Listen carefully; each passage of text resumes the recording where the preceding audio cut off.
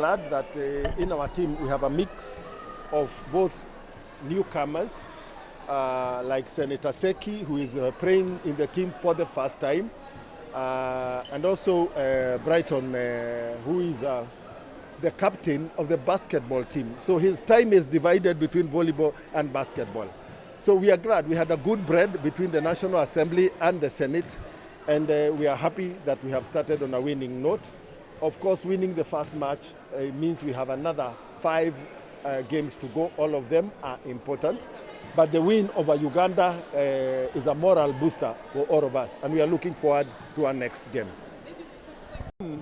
Means a lot for Kenya as the defending champions for the volleyball team. But of course, our Honorable Speaker has a pledge that we want to make sure we win so that we get our Christmas gift, because Christmas is around the corner. Bunge!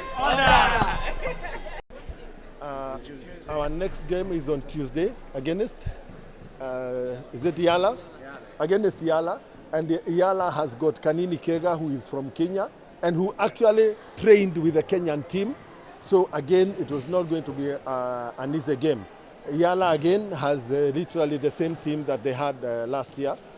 But our aim is to retain the trophy that we won last year in Kampala, in Rwanda, and that we had won again in 2022 in Juba, South Sudan.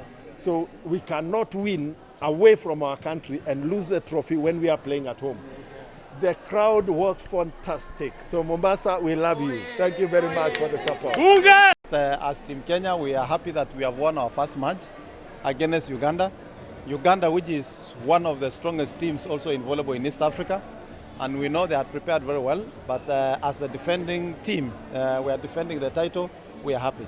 What we are proud about these games is the fact that it brings us together, all the members of parliament of all the East African countries' communities, for purposes of strengthening, deepening and widening the integration of the East Africa community.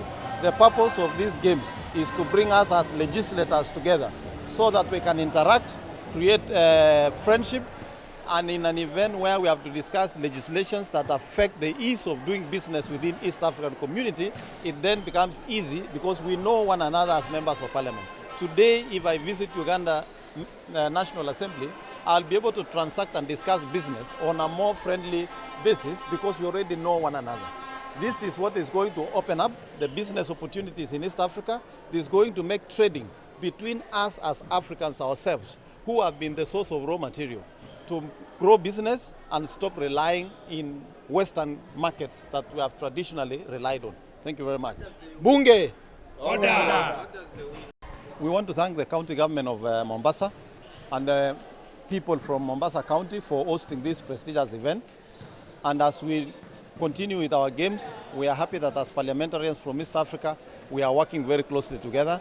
You can see behind me here, Team Rwanda and Team Burundi are preparing for a match.